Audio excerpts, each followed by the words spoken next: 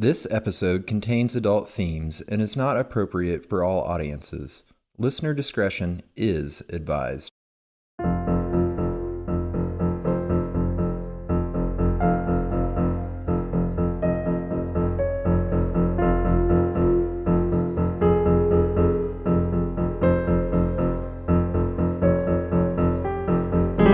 Hello, the world. This is They Will Kill, a true crime podcast. I'm Sadie-Eck. And I'm Courtney-Eck. And we are here to tell you a scary story. Good, I don't know if job. it's scary. It's very upsetting. It's an upsetting story. Aren't they all, though? Yes. So if you like upsetting, scary in many ways, then you are definitely in the right place.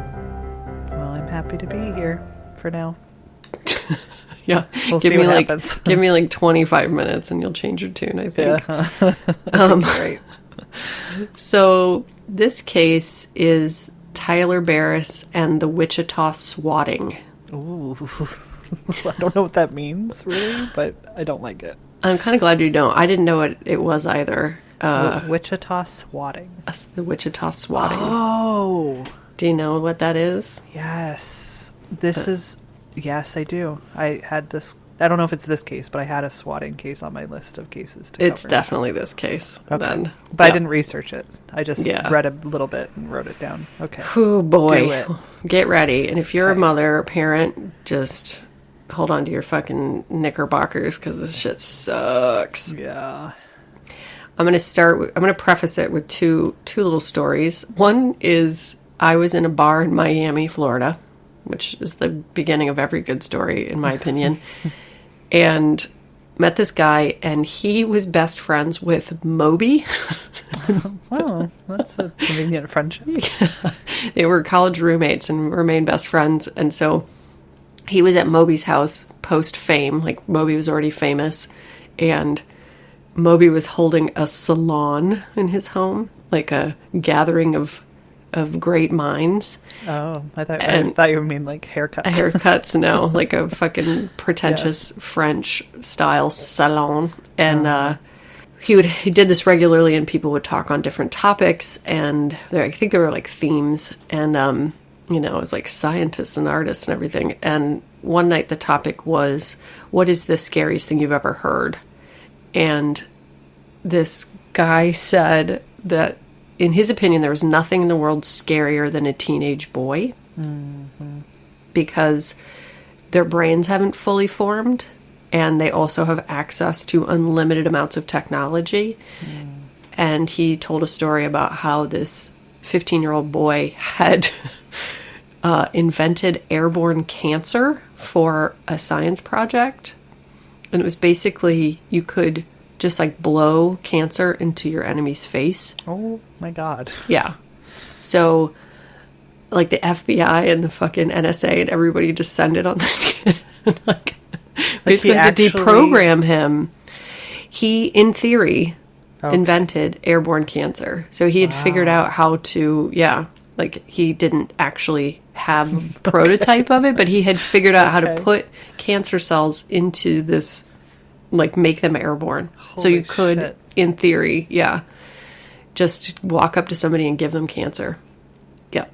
A real, actual live person did this. Correct. Okay. Yes. A real 15-year-old boy did this, and they had to deprogram him. Yes. They had to like take him away and be like, that's not a good idea. That's not a good application of your brilliance, kid. Yes.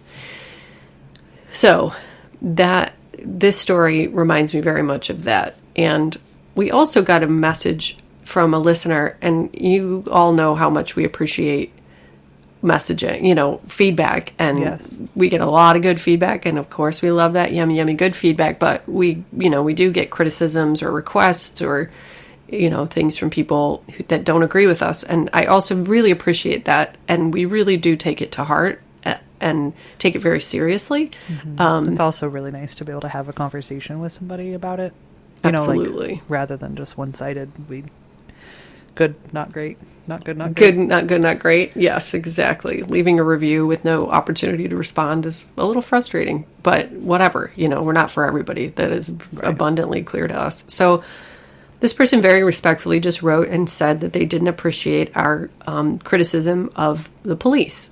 And they said first responders and EMS, which I don't think we've ever criticized first responders or EMS, but maybe we have. But we did not intend to. I have zero problem with EMS. In fact, I hold them in high regard. But yeah, maybe dispatchers. I think we've been tough on a few dispatchers before, maybe. I don't know. Yeah, probably. That's a really, really, Some really healthcare hard job.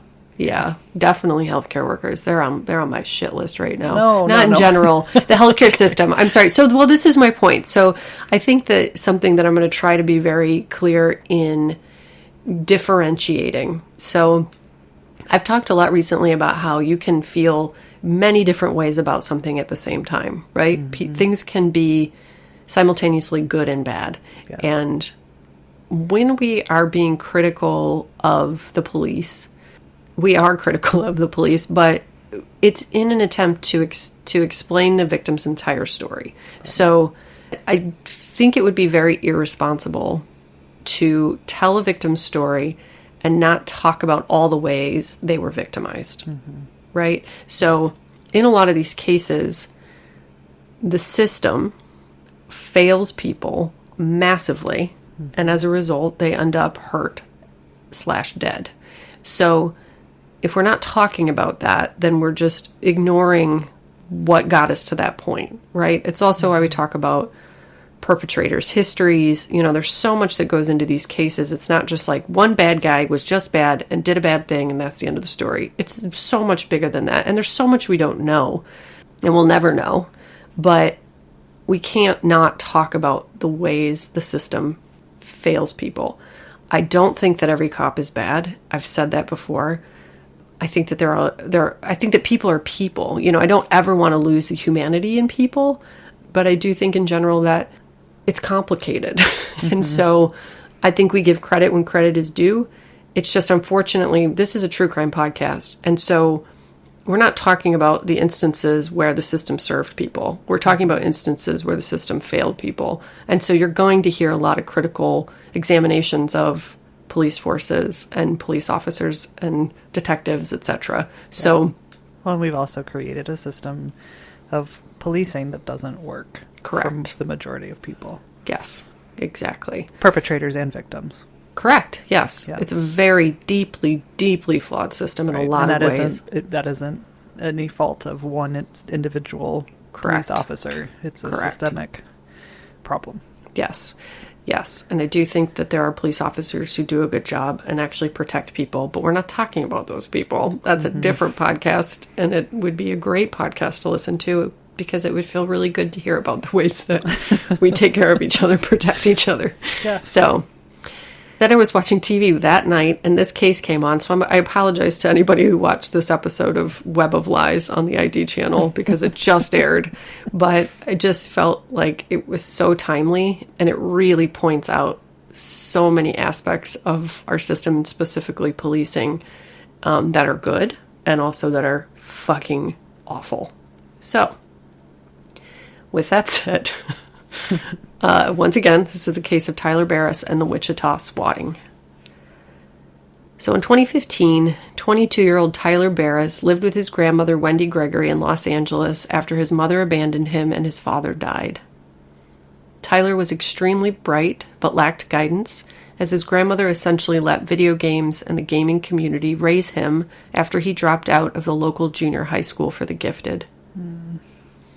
Tyler spent every second of his free time gaming online and had pretty serious goals of making a living as a competitive player. After gaming almost around the clock for several years, Tyler's perception of how the world worked began to warp, and he began to lose his grasp on functioning outside of the cyber world he'd grown so accustomed to. Despite devoting so much time to gaming, it slowly became clear that he didn't have what it would take to become a competitive gamer, and so he began to take out his frustrations on other gamers. Trash talk is a huge part of gaming culture, as we all know from watching ridiculousness, but Tyler became even more aggressive as his chances of realizing his dreams slipped away. In February of 2015, police stormed Tyler and Wendy's home looking for a deceased individual after someone had called 911 to report that there had been a murder at his residence. Oh, no. Tyler immediately knew he'd been swatted by a fellow gamer, which is a common practice to punish or intimidate rivals in the gaming community. A common practice. Very common practice, as it turns out. Wow. Often the swats are captured on film through the gamer's webcam, and essentially, to settle disputes in a terrifying and super illegal way, one gamer will call the police and claim threats of violence or death to get the authorities to descend on the other gamer's home, which ends in confusion and terror at the very least, violence or incarceration in the worst case scenario. So these kids... That's so fucked up. Isn't that one of the scariest things you've ever heard in your entire life? And also, how have I never heard of it before? Right. I mean, like I said, I heard it just by that one story. Right. But I didn't know it was a common thing that gamers were doing to each other. Yes. So they're timing it. Yes. So they're timing it so they're gaming. They can see each other because, you know, they live stream their play. They can see each other and they call the authorities and watch each other get fucking stormed. Yes. That's terrifying. So instead of being terrified by the consequences of the swatting, like you or I would be just thinking about it, Tyler was thrilled by the potential to wield so much power over another individual. Ugh. Tyler immediately set out on his new goal of becoming a master swatter and threatened to take revenge on his entire gaming community if his swatter didn't fess up. So after Tyler got swatted, he was like, he was like, this is awesome. Okay. Exactly. And so he went online and he was like, who did it? If you don't tell me, I'm going to basically go down the line and swat all of you until someone fesses up. Wow. He was particularly seduced by the idea that he could, quote, essentially turn police officers into video game characters. Oh, no. And this idea gave him a sense of power and control in a world where he essentially had none. Ugh. He learned how to use temporary phone numbers to mask his identity and location, and he took the time to craft scripts of 911 calls to ensure he would be convincing enough to bring them out in force. That is so, devious. It's extremely devious. And this is in a very bright kid, remember. He's extremely bright. And you can hear his 911 calls. They exist online. I'm not going to play them because I'll just, it's not that interesting. But he's very convincing. Once he felt he'd prepared enough, he tested his new hobby on his most hated gaming rival. He called 911, and posing as his enemy, he claimed he'd shot his father and that his mother was terrified of him. Oh my God. The call worked, and a heavily armed SWAT unit was immediately dispatched to the rival's home.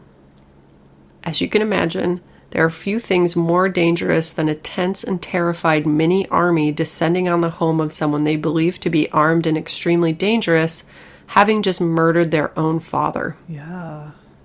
Tyler was able to gleefully watch through the live stream as the SWAT team stormed the rival's home and apprehended him. Wow. So do they always pretend like they're the person, Correct. In the home? Okay. Yes. I thought maybe they were calling, saying this guy was threatening me I think or something. Sometimes they do that too, but I think it's more convincing if you get a bigger show of force exactly. if you are saying, somebody I just killed my father. Yes. Yep. Tyler was beyond thrilled that his prank worked and quickly became addicted to his newfound power. Oh my God. I just can't even... No. I used to get nervous just calling and is your refrigerator running? Oh my God. Pranks. Yes. I was the adrenaline was so high. Yeah. No.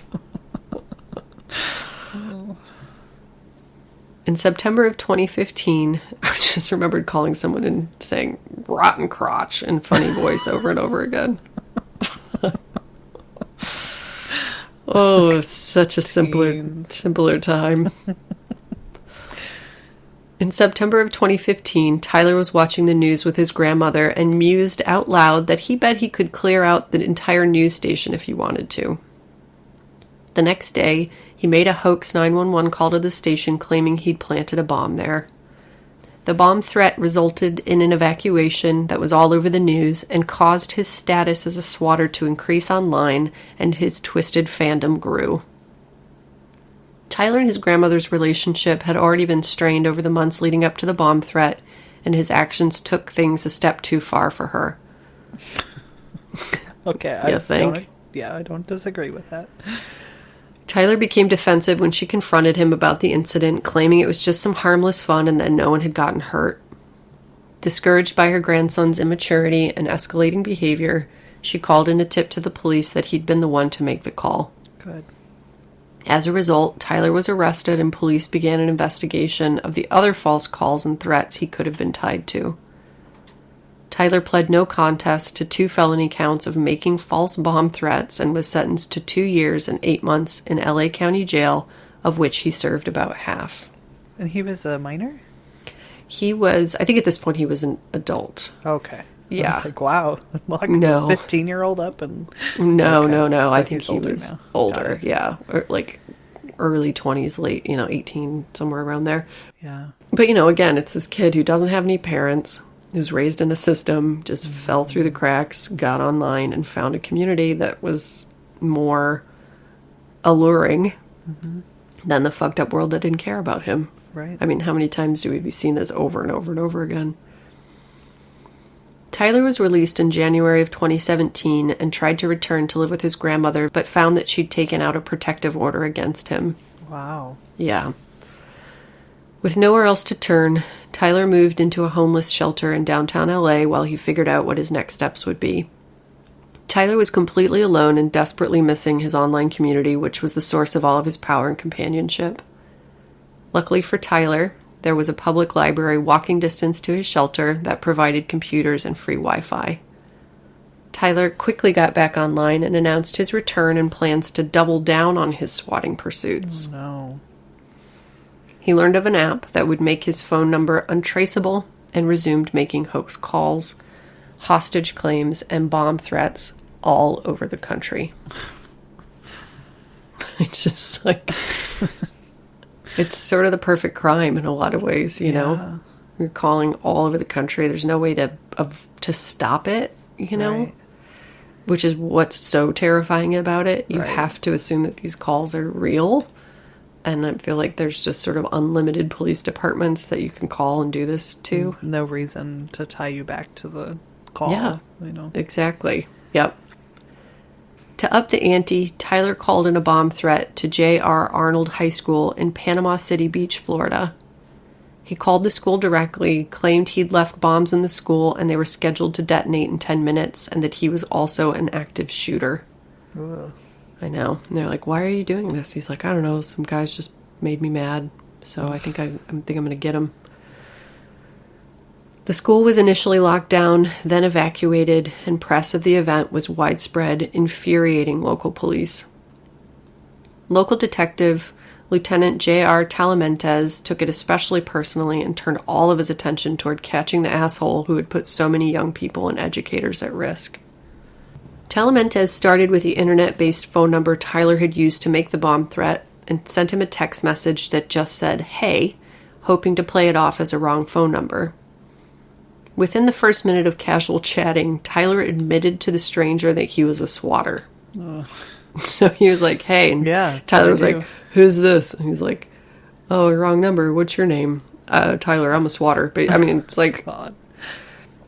Tyler was cocky and loved to talk about his conquests, and the detective was happy to feed his ego and keep him on the line.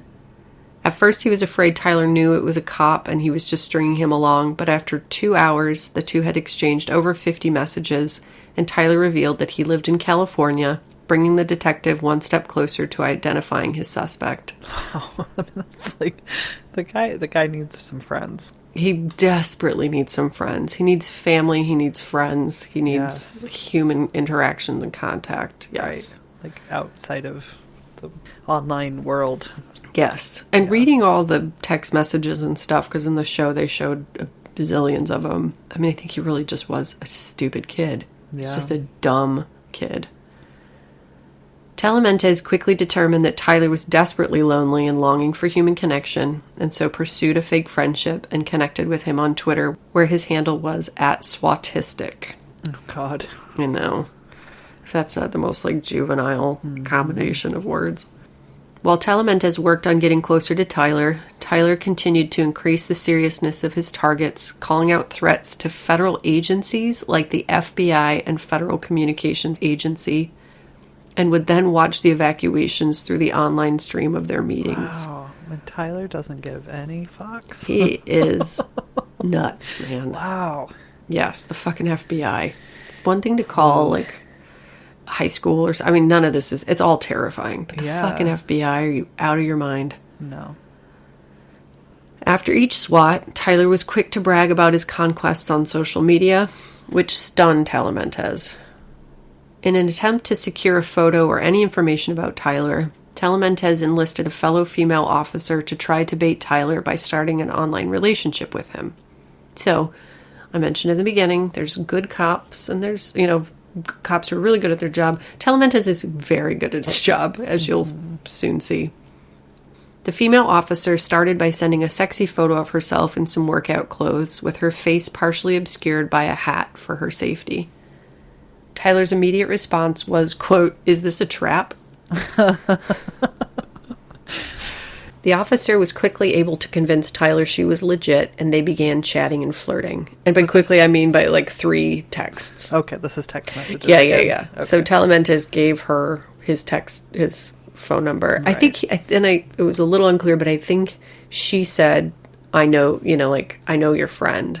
Because Talamantes had been chatting with him, so I think That's it set it up like, right. Hey, I heard you're, like, a cool swatter, you know. Yeah. Here's a hot photo. Mm-hmm. Right. Mm-hmm. It wasn't long before the officer was able to convince Tyler to send a photo, which he did send, and it was a little blurry, but a huge step toward conclusively identifying their suspect.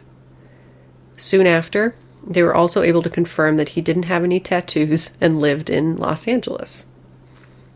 They were also able to convince him to send another photo, and when it matched the first photo that he'd sent, it confirmed for them that he was indeed their suspect, and basically a real person. Right. In one final huge leap for the case, he told them his name was Tyler. Oh, no. Mm-hmm. I mean, good, but... Yes. Yeah. But Talamantes, being the creative thinker that he was and is, heard about a rocket launch that was happening near LA and decided to use it as further bait for Tyler. Smart. The rocket created a very unusual image in the sky. It looked like a big sort of squid or something in the sky. And Talamantes sent a screen cap of it to Tyler and said, quote, "Y'all got some weird shit going on out here on the West Coast." Tyler immediately took the bait and rushed outside to take his own photo of the rocket to send back to Talamantes. The detective was thrilled when the photo contained several buildings in the LA skyline that he could use to begin to triangulate Tyler's exact location in the city down to a 1 to 2 block radius. Holy shit, that is so smart. So smart! It's so smart. Like, is it going to go to another rocket launch and then they're going to, like, stake him out? No, the fact that he God. figured that out and saw that and took that opportunity, it's so smart. Or just knew that he would run out and show him another picture of it. Like, yes. I would not have ever... Yeah, that he figured this kid out so fast. Yes, he's a very incredible. Good detective. Very creative thinker. Yeah. Unfortunately, as close as the detective was to finding Tyler, he wasn't fast enough to stop the tragedy that was barreling toward an unsuspecting family 1,300 miles away in Wichita, Kansas. Damn it. By December 28th, 2017, Tyler had become known online as a master swatter, and so people had begun to reach out to him to swat their enemies in exchange for payment. Tyler relished in the attention and felt he'd found some power and a place for himself in the world, and so was more than happy to engage in the SWAT for hire requests. On this day in December, a Twitter user approached Tyler and asked him to SWAT a fellow gamer and said he would pay him to make it happen. The target's name was Miracle, and Tyler tracked him down on Twitter and followed him. Miracle noticed the infamous Swatistic had started following him and immediately knew what that meant. Oh, no. He messaged Tyler and said, quote, "Please try some shit. I'll be waiting." He sent him his exact address and said, "I'll have you in prison in 5 years, buddy. Casey already gave me the proof I need. Ha ha ha ha ha ha ha ha." The target of Tyler's upcoming SWAT was Andy Finch, who is a beloved father and gentle giant whose nickname was Snowman because he was large and round. Oh. He was an amazing artist, and people were surprised to learn so much creativity existed inside of his somewhat intimidating exterior. Tyler would literally hold the pencil while his son held it to show him the strokes he'd used to make one of his masterpieces, and was always extremely calm and loving in sharing his gifts with his kids. His mother, who he lived with, said she was in awe of the father and person he'd grown up to be. Meanwhile in LA, Tyler called the Wichita 911 and pretended to be Andy and reported that Andy had begun arguing with his father, shot him in the head, and that he wasn't breathing anymore. When the operator asked what was currently happening, he said he was just pointing the gun at his mother and younger brother to keep them in a closet they were in. Ugh. The operator asked him if he would put the gun away, and he said, quote, "No, because I already poured gasoline all over the house, so I might just set it on fire." Oh, God. While the operator tried to talk the imposter Andy out of harming anyone else, Wichita police descended upon Andy's real home, where everyone was safe and no one had been shot or threatened in any way. Ugh. Andy liked to sleep on the couch, so was relaxing and looking at his phone when the police arrived. His mother was in her room. Right before officers arrived, Andy had texted, quote, "I love you, Mom. Do you need anything?" Don't break my heart. Oh, strap in for some heartbreak. Armed officers surrounded Andy's home, and he made his way out of the front door with his hands up. There is tons of body cam footage. You can see the whole incident from every angle, FYI. And you can see Andy slowly walking out to the front porch, and out of nowhere, a shot rang out from over 44 yards away, and Andy immediately collapsed. His mother said, quote, "I heard that scream and knew it was my son. It was unnatural, it was guttural, it was animalistic, it was just not right." That's so sad. It's so fucking sad. Unfortunately, the shot was fatal, and Andy Finch died that night as a result. And it's just the craziest thing. He just is... It's so far away from the point of view watching him walk out of the house.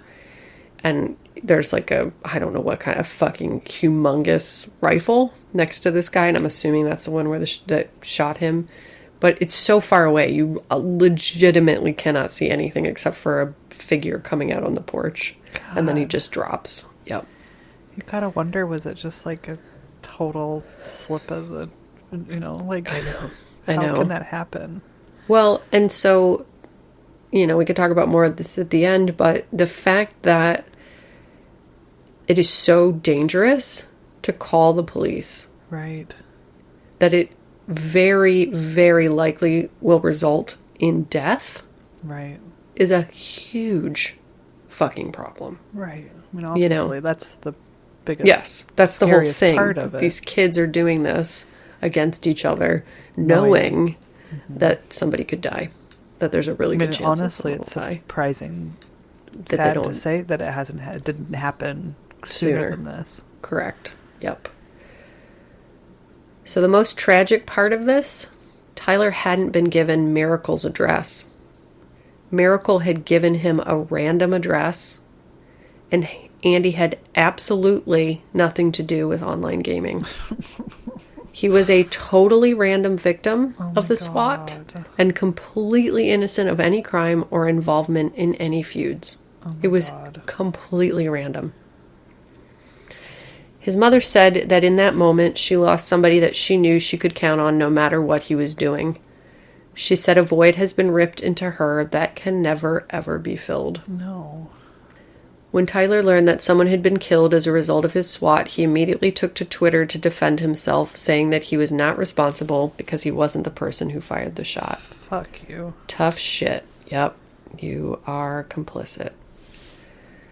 Talamantes was devastated to learn that someone had died as a result of Tyler's escalating actions and reached out to Tyler, who didn't deny calling in the SWAT. The detective, and remember, he's still pretending to be some random friend.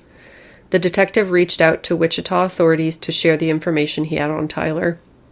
Simultaneously, Wichita police had been informed of Tyler's incarceration after his bomb threat of the news station in L.A., and when they compared Talamantes' photos to Tyler's previous mugshots, they confirmed he was the same person and was responsible for the SWAT that resulted in Andy's death. They coordinated with the LAPD, who were able to apprehend and arrest him. Good. Talamantes wanted to make it very clear that Tyler was not a computer genius or master manipulator. He was just a lonely punk with an app and a cell phone, and innocent Andy Finch was dead as a result. Andy's mother believes that Tyler Barriss had some accountability for her son's death because he made the call, but places the majority of the blame on the police officer who pulled the trigger, as there was no indication that Andy was a threat outside of the 911 call, and he was so far away. Even if he had a weapon, there was very little chance he'd been able to harm the police, let alone kill them. That's so crazy. In addition, there were officers right next to the porch that Andy was standing on. So if there had been a threat, they could have more easily ascertained and addressed it. She believes Andy was a victim of improper training. Oh, I mean, clearly. Yeah. To say yes. the very least, but yes. It's just so sad. No, it's I'm so sad. Ruined. It's and awful. This, you guys that are listening that have loved ones in law enforcement, I fully understand why it's hard to hear and why it makes you feel defensive and probably fucking terrified that your loved ones are in danger because of the criticisms against the police forces. But this should not, under any circumstance, be happening. No. Period. Police officers should not be allowed to just fucking shoot at will. It's so wrong. Yep. On so many levels. They are literally paid. We pay them to protect us. Yep. And they don't do a very good job of it modern day. So, Tyler had claimed over 100 swatting incidents on social media and was given over 50 federal charges. He pled guilty to all of them and was sentenced to 20 years in prison. Casey Viner, who was the person who requested the SWAT, pled guilty to conspiracy and obstruction of justice. And I meant to look up what his sentence was, but I forgot to. It wasn't mentioned in this show. I actually don't know if he's been charged yet, or sentenced yet. And Shane Gaskill, aka Miracle, was ordered to pay $1,000 in damages. Justin Rapp, who was the officer who fired the fatal shot, was cleared of any criminal charges. I can't believe it. I mean, I can't. Yes, of course. Well, and that's the biggest part of the problem, you guys, is that it's not that officers make mistakes. I understand why they make mistakes. They should not be able to make, those mistakes. They should be well trained enough and prepared enough that they make those mistakes significantly less. Mm-hmm. But the fact that they're protected Zero consequences. Not good. It's not the same. I just assumed until the Black Lives Matter movement happened recently when George Floyd was killed, I assumed that they worked under the same system that we do. They do not. They are immune to prosecution, and that's not okay. Nope. Andy's mother has filed a civil lawsuit against the city of Wichita and the police department. Very tragically, you ready? Nope. Andy's daughter, Adelina Finch, died of a self-inflicted gunshot wound on January 11th of this year, and Andy's mother believes it was because of post-traumatic stress from seeing her father die in front of her. Oh my God. Quote, she had to see the blood. She had to hear him struggle to breathe. She had to step over his dying body. No. She could not get that out of her head. Oh my God. And that is the story of Tyler Barriss and the Wichita swatting. That's just Yeah. Oh my it's God. every layer of awful, you guys.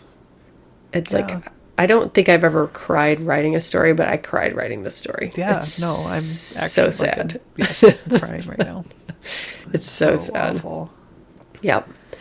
So we just have to talk about these things. We just have to. We have to talk to each other. And, you know, one thing that stood out in the message that we received from that listener, and I really am not trying to come at them. You know, I really struggled, you know, when thinking about doing this case, because I don't want to feel like I'm provoking people, because that is not at all my intention. I'm not interested in being right anymore, you know? Right. Like, I want to be helpful. I want people to be safe. That's the only fucking thing I care about, period. So the thing that stood out to me was that, you know, she was like, you should just let your sister banter shine. You know, I just let that shine through, which I appreciate that you get that from us. I appreciate that people respond to that. It's very meaningful to us, extremely meaningful. And it also tells me that this person likes us, right? And hopefully that translates to some level of trust.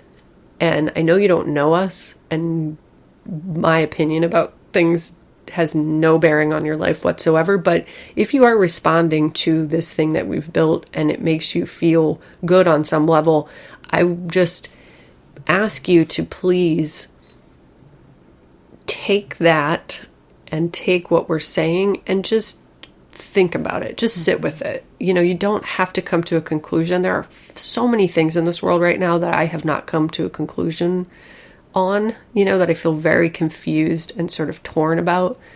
But I just keep thinking about it. I keep reading about it. And I keep listening to podcasts or, you know, reading articles, and sometimes just being okay with not having an answer, but keeping my heart open, I found, is the best that I can do in a lot of cases, you know?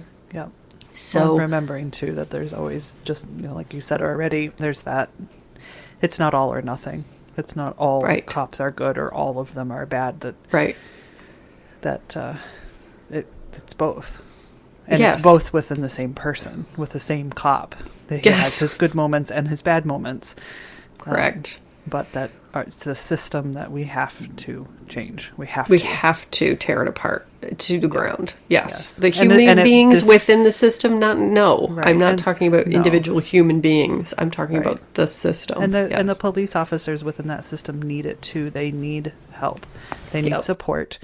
They need other people to take some stuff off of their plate. They need more training. Yes. We aren't leaving them out of that. They need help too. Yeah, maybe not most, but a lot of the times when I write the stories or I'm researching stories, I think a lot about how lucky we are that we have people willing to do the job that the police do. Yes. We need them. Yes. And we need them to stop bad guys when they're being bad, and we need detectives to solve crimes. We need that. It just doesn't have to be the way it is here in the United States. No, because what we keep doing, rather than being preventative and putting things in place like mental health care and fucking resources for the homeless and the underprivileged and sharing our fucking shit with each other, we have set up a system that's very punitive and only focused on punishing and imprisoning, which is a whole other conversation. You know, we have criminalized poverty, we have criminalized, you know, homeless, all these things that people are victims of already. We have made those things illegal. And then rather than investing in more training or sort of disassembling the police forces and giving them more people to help them in ways that are appropriate for them to help them, we've turned them into a mini army, and we've made it illegal for them to be prosecuted. Right. It's like, if you guys don't think that's crazy, I mean, and I know it's because you're not seeing that in your communities. You know, I know that's not the case in your communities. Feel very grateful that's not the case in your communities, but it is the case in the world, and it's very not okay. Right. So,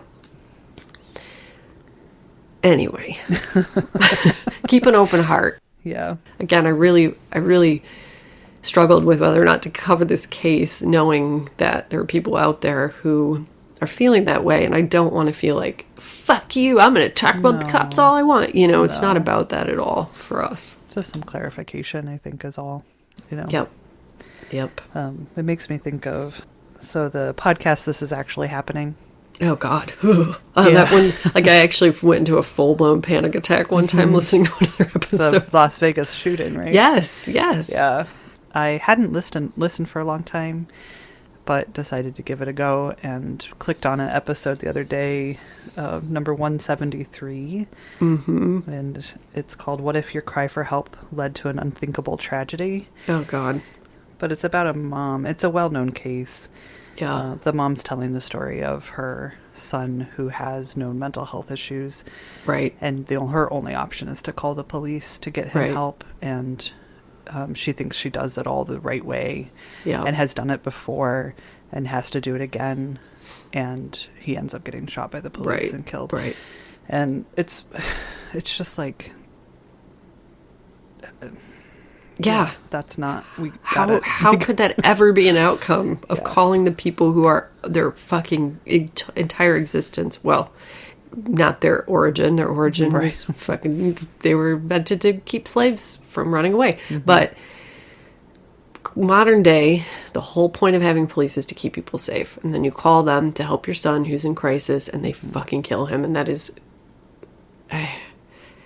Like, we're so desensitized to that. We need to get real sensitized to that real fast. Yeah. It's listening to her story. I mean, I think that's where a lot of that change will come, is to be willing to listen to people's experiences of living through that with their loved ones and what that does to them and their community and the world, you know.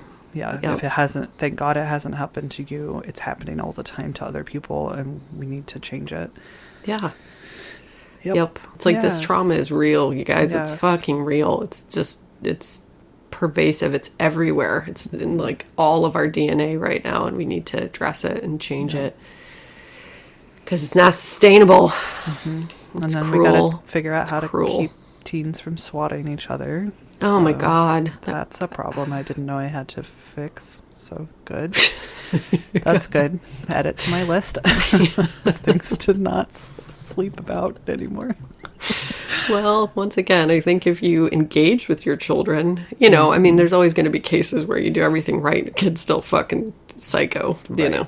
But if you engage with your children and you teach them to be in check, you know, in touch with how they feel and have love and community and things that feed people. Does this mean I have to tell my child to turn off SpongeBob? Because SpongeBob is pretty much raising them right now. It does not. It absolutely does not. Okay.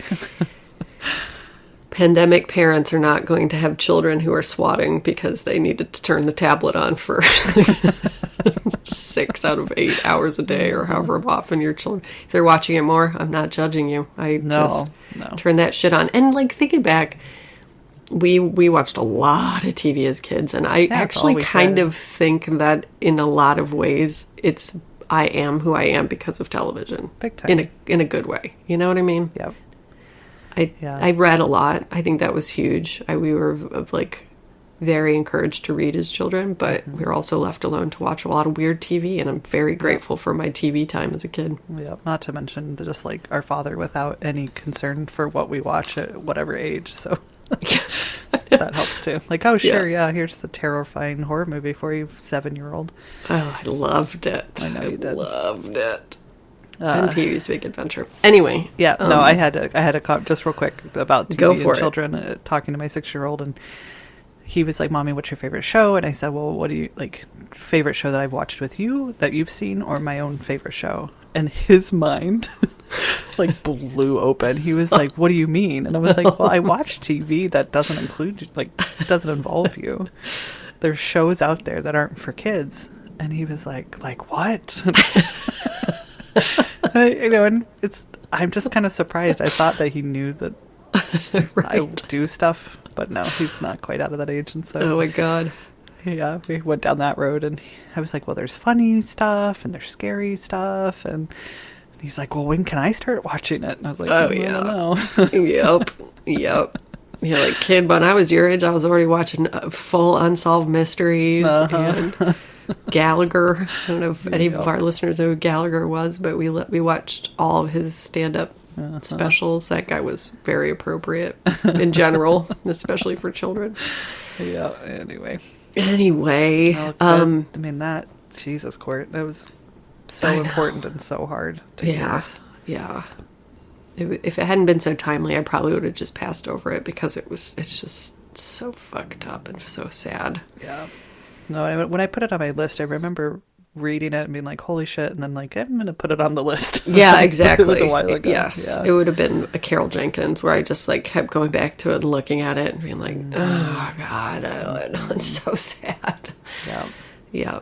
But, you want to hear a funny story? Yeah.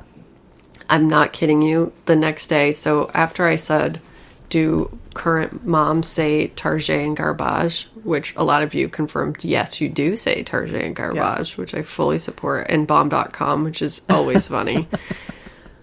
Laura and I were spreading salt on the ground because it's fucking 750 inches of snow where I live, and I got this huge 50-pound bag of salt, and so needed a container to, like, so I didn't have to carry the bag of salt. So I went to the garbage and I got a Starbucks cup out of it.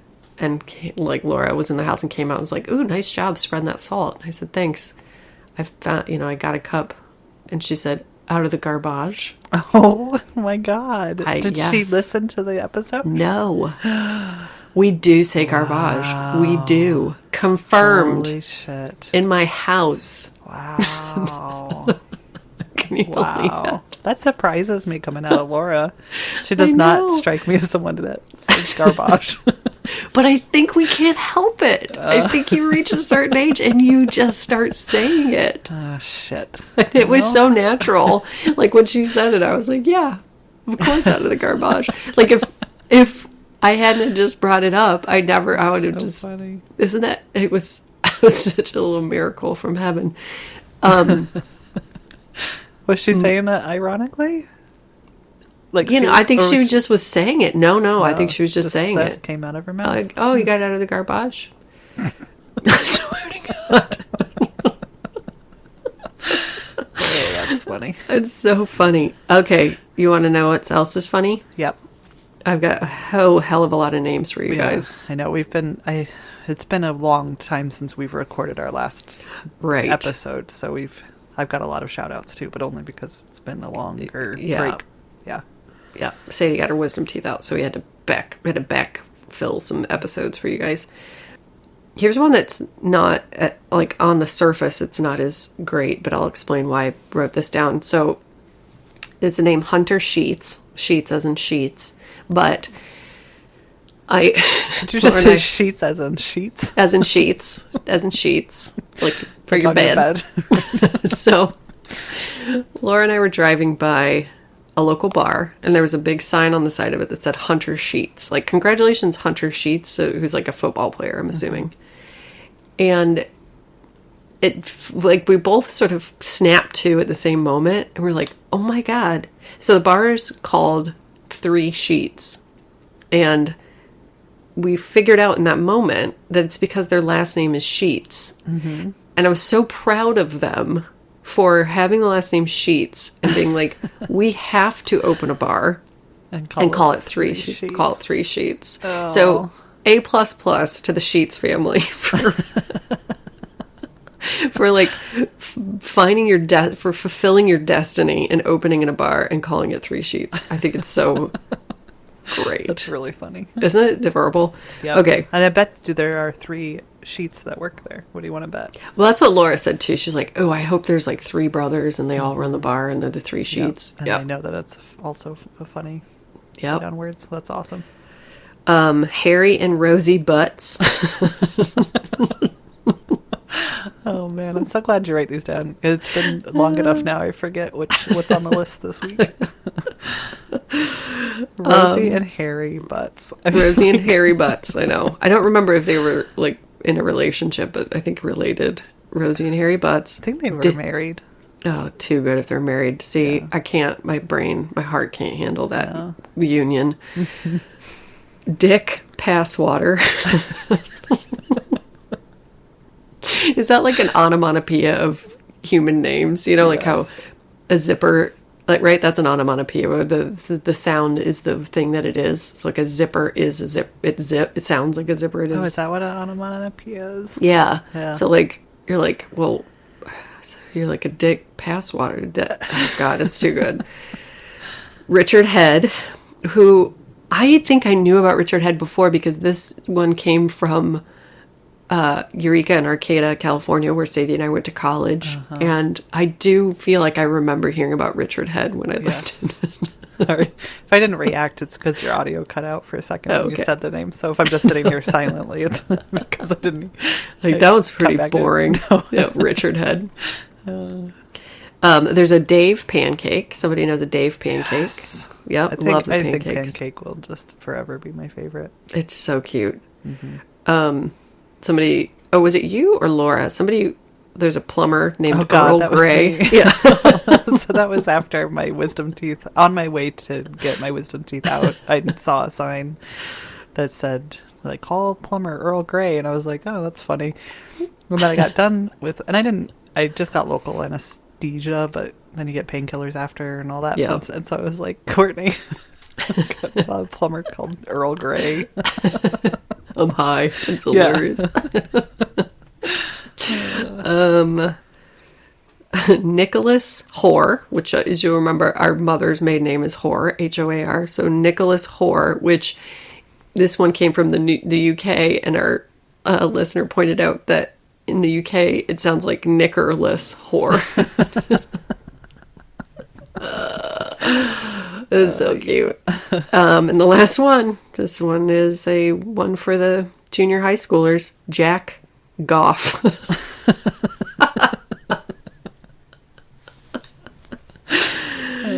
Oh boy. We did also, just to throw in the mix, we did get three names of things that people call the vagina other than the vagina and their family. Bobo, Fleef, and Koozie. God. Koozie. I don't know how I feel about it because I hate the word vagina. I feel like it's such an unfair word, unfair name for the part. It's just so, it's not fun to say. It's not fun to write. It's not fun to read. Mm-mm. So I kind of like calling it a bobo or a floof or a fleef or whatever. But at the same time, it's like, I think there's something wrong with that, but also something very right.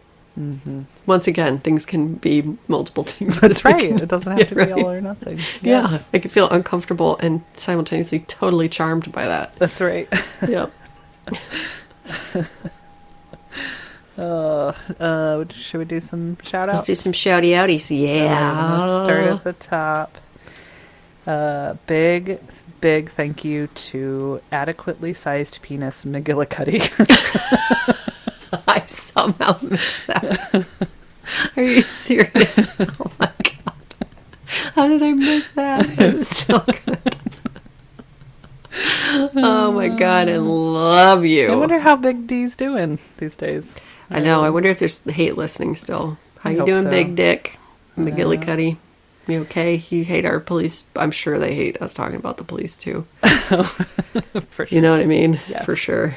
Also, not good, not great. Boo, not good, not great, probably. God, I hope they come back to us. Like, you can, I'm really okay. Hate listen. Yeah. We talk about you sometimes and it's funny. So yes. Well, I posted a thing on my Instagram today, which was a TikTok of a woman pointing out that your biggest haters are definitely taking notes. And I was like, that is so true. Your haters are definitely secretly taking notes about you. Of course. Right? Yes. Oh my god, my stomach's growling so hard right now. Is that what it was? Yes. I thought it was an airplane. It was either a Komodo dragon or an airplane or my stomach. Jesus. All right. Okay.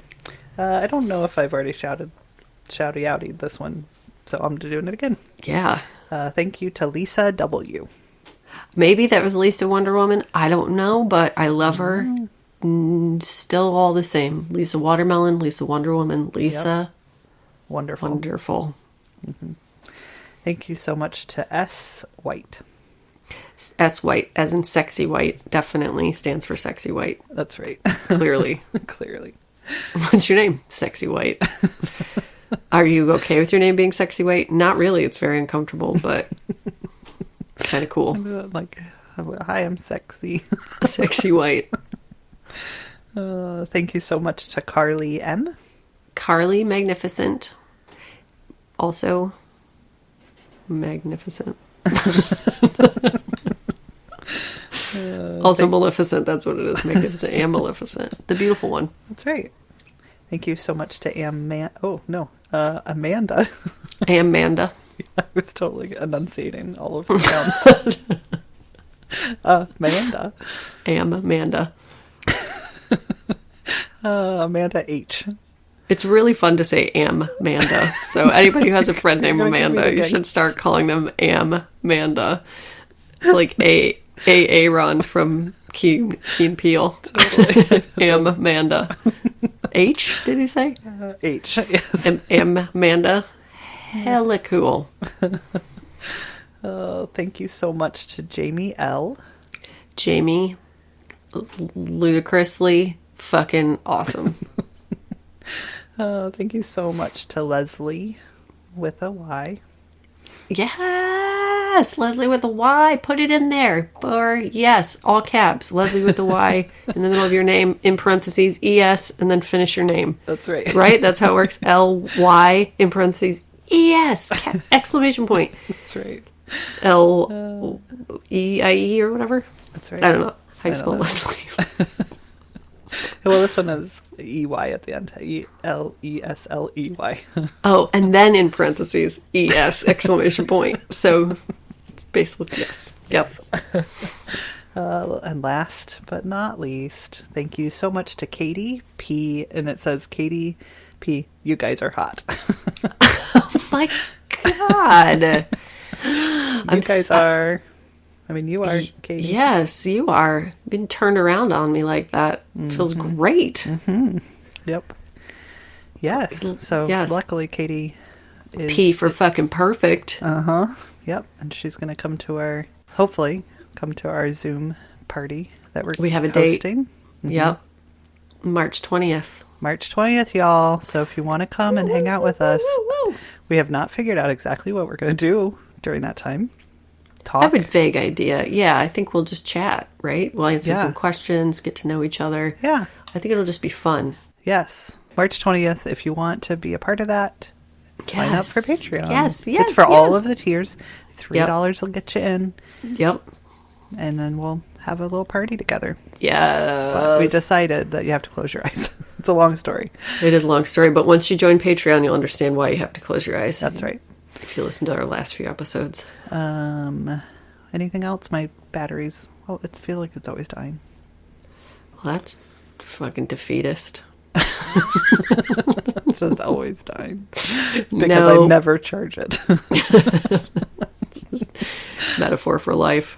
No, but you can find us on Instagram, Twitter, and Facebook at They Will Kill. You can go to our website, theywillkill.com. You can go to our Patreon, pay us money, hang out with us. Yes. And thank you, AJ Bergens, for our music. Woo! I'm not that dying. We don't have to go too fast. Well, I'm on a roll. That's right. Rate, review, subscribe, please. Yes, please. We love it. We love it. And remember...